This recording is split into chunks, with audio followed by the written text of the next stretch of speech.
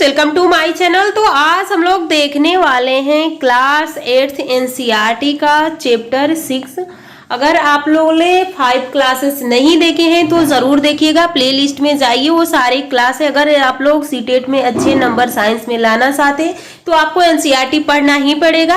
तो अगर आपके पास बुक है तो बुक को भी अपने सामने खोलिए, जंतुओं में जनन रिप्रोडक्शन इन एनिमल वाला चैप्टर खोलिए और उसमें देखिए जहाँ से लाइन बाय लाइन क्वेश्चन पूछा गया है, इसमें आज हम लोग पढ़ने वाले हैं। उसके बाद हम लोग जब थ्योरी कंप्लीट कर लेंगे तो ये एनसीईआरटी एग्जाम्पलर के ये क्वेश्चन है, इसको भी करने वाले हैं कि अगर इस चैप्टर से क्वेश्चन पूछे जाते हैं तो आप छोड़ के नहीं आएंगे। तो आप लोग क्लास के लास्ट तक बने रहिएगा और लास्ट में आप लोग कमेंट करके जरूर बताइएगा कि इसमें से क्वेश्चन आपके कितने सही हो रहे हैं या आपको क्लास कैसा लग रहा है। अपने फ्रेंड्स में भी इसको शेयर कीजिएगा जिससे कि उन सबका भी जो साइंस की क्लास साइंस है स्ट्रांग हो जाए, वो भी अपना नंबर अच्छा लेके आए। तो चलिए हम लोग स्टार्ट करते हैं। चैप्टर का नाम है जंतुओं में यानी जंतु में जनन। यानी जनन होता क्या है, तो यहाँ पे आप देख सकते हैं जनन हम किसे कहेंगे कि जनन हो, रिप्रोडक्शन का कार्य क्या है। अगर रिप्रोडक्शन नहीं होता है तो क्या होगा, तो हर जीव चाहता है कि हमारी संतानें बनी रहे, हमारी जाति बनी रहे। तो वो अपनी जाति को बनाए रखने के लिए उसे जनन करना आवश्यक होता है, यानी वो अपने संतान को आगे बढ़ाने के लिए जनन करना जरूरी होता है और ये हर जीव जनन करते हैं। तो वही कहा, अपनी संख्या को बनाए रखने के लिए नए स्पीशीज संतान का उत्पन्न करना जनन कहलाता है। अब ये जनन करने में कितने प्रकार से जनन होता है, लैंगिक अलैंगिक, इनमें अंतर क्या है। तो जनन 2 प्रकार का होता है, सेक्सुअल रिप्रोडक्शन और एसेक्सुअल रिप्रोडक्शन। सेक्सुअल रिप्रोडक्शन में 2 होंगे, एक तो मेल होगा और एक फीमेल होगी। लेकिन यहीं पे अलैंगिक जनन में या तो मेल होगा या तो फीमेल होगी, यानी कोई भी एक पेरेंट्स है तो वो अपने बच्चों को संतान को जन्म दे सकता है। लेकिन लैंगिक में ऐसा नहीं है, लैंगिक में दोनों की जरूरी, अगर दोनों नहीं है तो जनन नहीं होगा, फर्टिलाइजेशन नहीं होगा, बच्चे का निर्माण नहीं होगा। तो चलिए हम लोग एक एक करके पढ़ना स्टार्ट करते हैं। तो यहाँ पे लैंगिक जनन यानी सेक्सुअल रिप्रोडक्शन क्या होता है, तो यहाँ पे देखिए मैंने लाइन बाय लाइन आप लोग को पढ़ाया गया है। आप लोग को जितनी भी क्लासेस हो गई उसमें लाइन बाय लाइन आपको पढ़ाया गया है कि क्वेश्चन कहाँ से बना है, किस तरह से बनेगा, और इसमें भी आपको लाइन बाय लाइन ही पढ़ाऊंगी जिससे कि यहाँ से क्वेश्चन पूछा जाए तो आप क्वेश्चन छोड़ के न आए। तो देखिए इस जनन में नर और मादा युग्मक का संलयन होता है, यानी नर मेल गैमेट्स और फीमेल गैमेट्स, युग्मक के जाइगोट का निर्माण होता है। जैसे यहाँ पे आप देख सकते हैं, यहाँ पे शुक्राणु है, ये है शुक्राणु, ये है अंडाणु। अंडाणु गोल होता है, शुक्राणु इस तरह से होता है। दोनों का क्या हुआ, यहाँ पे ये अंडाणु हुआ, यहाँ पे शुक्राणु आके मिल गया, यहाँ पे संलयन हो गया। तो इसको हम लोग, ये है आप लोग का, ये है युग्मक, यानी सिंगल जो है युग्मक है। लेकिन ये क्या बन गया, युग्मनज बन गया। तो ये दोनों पॉइंट में ध्यान दीजिएगा, यानी ये गैमेट्स है और ये जाइगोट है। जब दोनों मिल जाए यानी संलयन हो जाए तो वहां पे जाइगोट का निर्माण हो जाएगा, और जब दोनों अलग अलग है तो वहां पे क्या होता है, यानी गैमेट्स का निर्माण होता है, यानी वो गैमेट्स ही रहता है। तो यहाँ पे आप देख सकते हैं वही कहा गया है कि यहाँ पे युग्मक का संलयन से युग्मनज का निर्माण होता है। इस जनन में अधिक भिन्नता वेरिएशन आती है। तो भिन्नता का मतलब कि बहुत सारे चेंजिंग आती है। आप देखते हैं जैसे कि मानव में ही देखिए, तो क्या जो बच्चे होते हैं हूबहू अपने माता पे या पिता पे नहीं होते हैं, बहुत सारे वेरिएशन उनमें विभिन्नताएं देखी जाती है। इस प्रकार के जनन में असमान लिंग के एक युग्मक की आवश्यकता होती है। इसमें नर से शुक्राणु और मादा से अंडाणु मादा के फैलोपियन ट्यूब में निषेचन करता है। कुछ जंतु में बाह्य निषेचन भी होता है। तो जैसे कि आप देखे होंगे, यहाँ पे ये मान लीजिए अंडाशय है, यहाँ पे झिल्ली नाम संरचना होती है, ये फैलोपियन ट्यूब है, यहाँ पे इस तरह से होता है, ये फैलोपियन ट्यूब है। इधर से स्पर्म जाता है और ये फैलोपियन ट्यूब है, यहाँ पे यहाँ से निकल के जो अंडाणु होता है यहाँ तक आया होता है, इधर से स्पर्म जाता है और ये फर्टिलाइजेशन हो जाता है। तो वही कहा गया है कि कहाँ पे होता है, मादा के फैलोपियन ट्यूब में होता है। तो कुछ में एक तो बाह्य निषेचन भी होता है, आंतरिक निषेचन भी होता है। तो आंतरिक निषेचन, बाह्य निषेचन याद कीजिएगा, अक्सर पूछा जाता है मछली में होगा, मेढक में होगा, यानी ये बाह्य निषेचन जलीय जीवों में ही होता है और आंतरिक निषेचन हर जीव में होता है। तो ये इक्वेटिक, यहाँ पे क्रेटेयर्स में पूछा जाए कि कहाँ पे जो आंतरिक निषेचन होता है, बाह्य निषेचन होता है, वो जलीय जीवों में होता है।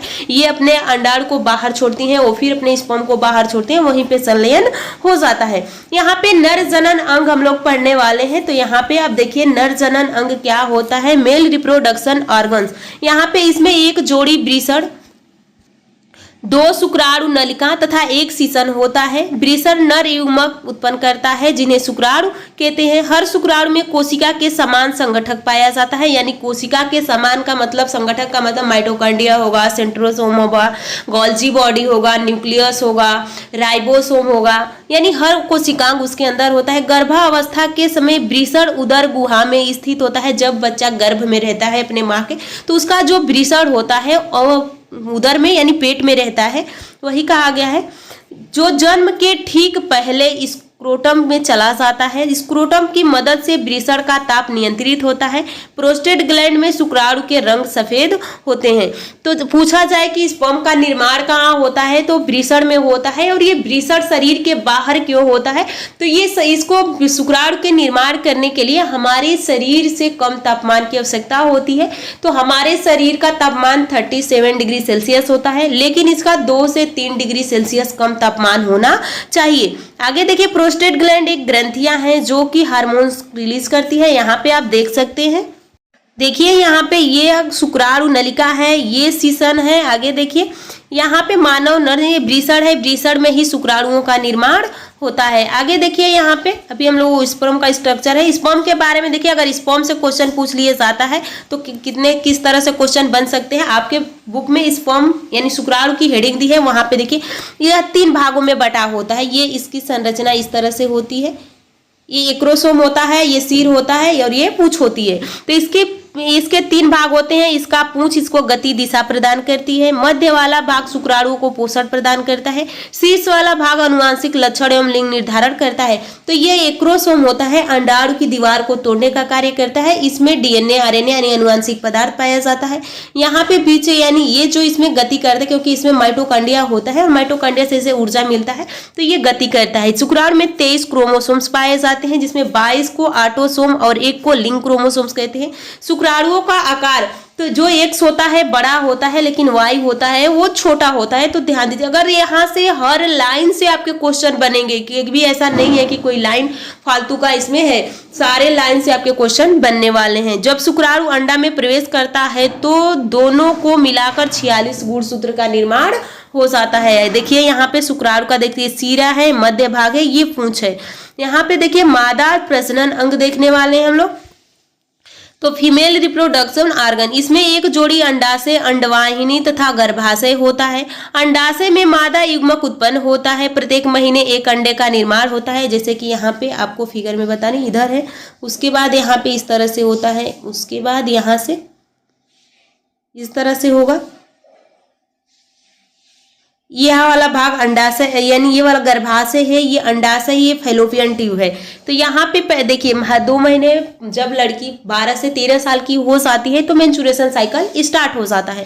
तो 1 महीने इधर से बनता है तो 1 महीने इधर से बनता है, यानी एकांतर बनता है। दोनों साथ में अंडाणुओं का निर्माण नहीं होता है। 1 महीने के गैप में एक अंडाणु का निर्माण होता है। तो वही कहा गया है यहाँ पे, आप देख सकते हैं कि अंडाशय में मादा युग्मक उत्पन्न होता है। प्रत्येक महीने एक अंडा का निर्माण होता है। शुक्राणु की तरह अंडाशय में एकल कोशिका का बना होता है। मानव में निषेचन फैलोपियन ट्यूब में होता है। सबसे पहले युग्मक रहेगा, फिर ये दोनों युग्मक मिलेंगे तो जाइगोट बनेगा यानी युग्मनज बनेगा, फिर भ्रूण बनेगा, उसके बाद शिशु यानी बेबी का जन्म होगा। आगे देखिए ये फिगर आप देख सकते हैं, यहाँ पे देखिए ये ओवरी है, ये फैलोपियन ट्यूब है, ये अंडवाहिनी, फैलोपियन ट्यूब को ही अंडवाहिनी बोलते हैं, ये अंडाशय है और ये गर्भाशय है।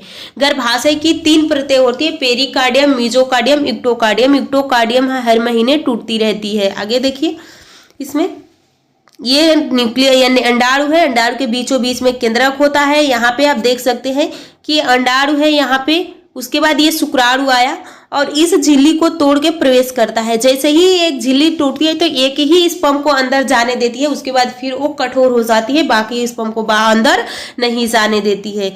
ये यहाँ पे आप देख सकते हैं संलयित केंद्रक है, यानी दोनों का केंद्रक मिल चुका है। आगे देखिए इसमें हम लोग देखने वाले हैं, क्योंकि मेढक यानी फ्रॉग से भी क्वेश्चन आपके पूछे ही जाते हैं। तो यह एक उभयचर प्राणी है, इसमें बाह्य निषेचन होता है। मेढक यूरिया का, टेडपोल अमोनिया का उत्सर्जन करता है। तो पूछ लिया जाए कि मेढक यूरिया का निर्माण करता है, लेकिन टेडपोल किसका करता है, तो अमोनिया का करता है। अमोनिया के लिए ज्यादा मात्रा की पानी की आवश्यकता होती है और टेडपोल पानी में ही रहता है। मेढक के लार्वा से वयस्क मेढक बनने की प्रक्रिया मेटामॉर्फोसिस यानी कायांतरण कहलाता है। आगे देख, कायांतरण के लिए आयोडीन की आवश्यकता पड़ती है। आप मेढक पॉइंट देखिए और वहां से पढ़िए, ये सारे पॉइंट आपको उसमें मिल जाएंगे। अगर आयोडीन नहीं रहेगा तो उसका कायांतरण यानी मेटामॉर्फोसिस नहीं होगा। आगे देखिए, इसमें ये आप देख सकते हैं, यहाँ पे अंडा है, आरंभिक टेडपोल है, बाद का टेडपोल है और एक मेढक का निर्माण हो गया। अब हम लोग देखने वाले हैं अलैंगिक जनन। देखिए इसमें तो इतना ही दिया है, लेकिन जैसे ही अब क्लास 9th और 10th में, 11th 12th में की बुक पढ़ेंगे तो उसमें तो बहुत डिटेल से दिया है, लेकिन हम लोग पढ़ेंगे वो भी। लेकिन जो जितना अभी एनसीईआरटी बुक में दिया है हम लोग उसी को पढ़ रहे हैं, क्योंकि सीटेट के लिए बहुत ही, इतना ही बहुत आप लोग के लिए इंपॉर्टेंट है, क्योंकि यहाँ से ही क्वेश्चन आपसे पूछे जाएंगे। आगे देखिए, इसमें एसेक्सुअल रिप्रोडक्शन में क्या होता है, अगर ये मेल है या फीमेल है तो ये अपने बॉडी को ही काट के निर्माण अपने संतान की कर लेती है। तो वही कहा गया, इस जनन में अधिक भिन्नता नहीं पाया जाता है, इसका उत्पन्न संतान अपने जनक के समान ही होता है। इसके अंतर्गत मुकुलन एवं खंडन, फ्रेगमेंटेशन और बर्डिंग आता है। यहाँ पे मुकुलन देखिए, मुकुलन क्या होता है, तो हाइड्रा नाम आप लोग सुने होंगे। हाइड्रा का एक इस तरह से रहता है, यहाँ से एक कली निकलती है, फिर कुछ दिन के बाद ये कली थोड़ी इतनी बड़ी होती है, फिर ये कली क्या होगी, यहाँ से अलग हो जाएगी और एक हाइड्रे का निर्माण हो जाएगा। तो यही कहा गया कि अपने शरीर के किसी भाग के टूटे से संपूर्ण शरीर का निर्माण मुकुलन कहलाता है। इस मुकुल आभार से नए जीव का निर्माण होता है, इसलिए इसे मुकुलन कहते हैं। हाइड्रा में जनन मुकुलन विधि द्वारा होता है। तो ये नहीं पूछेगा आपसे, मुकुलन की परिभाषा आपसे नहीं पूछेगा, और मुकुलन की पूछा किस जीव में होता है, तो हाइड्रा में होता है। आगे देखिए, अगला टॉपिक क्या है, यहाँ पे आप देख सकते हैं, ये हाइड्रा का फिगर है, आपके बुक का ही फिगर है। देखिए यहाँ पे एक कली निकली, फिर बड़ी हुई, फिर इतना बड़ा हो गया और यहाँ से ये कली कट हो जाएगी। अमीबा में क्या होता है, अमीबा में द्विखंडन होता है। अमीबा अपने शरीर को ही तोड़ देता है। ध्यान दीजिएगा कि ये अमीबा है, यहाँ पे केंद्रक है। अगर अमीबा यहाँ से काट गया तो नया अमीबा नहीं बनेगा। नए अमीबे बनने के लिए उसको केंद्रक की आवश्यकता होती है, और केंद्रक रहेगा तभी नए अमीबे का निर्माण होगा। तो अमीबा एक कोशिकीय समुद्री जीव है। इसमें जीव विभाजित होकर दो संतति उत्पन्न करते हैं, इसलिए इसे द्विखंडन कहते हैं। यहाँ पे आप देख रहे हैं विभाजित हो रहा है केंद्रक, उसके बाद यहाँ से दोनों अलग हो जाएंगे। यहाँ पे अगला देखिए। चलिए, तो हम लोग आज की क्लास यहीं पे समाप्त करते हैं। नेक्स्ट क्लास में हम लोग परखनली शिशु यानी टेस्ट ट्यूब बेबी पढ़ेंगे, उसके बाद सारे क्वेश्चन करेंगे। तो आप लोग चैनल को सब्सक्राइब कर लीजिए, वीडियो को लाइक कीजिएगा, कमेंट करके जरूर बताइएगा कि आपको क्लास कैसा लगा।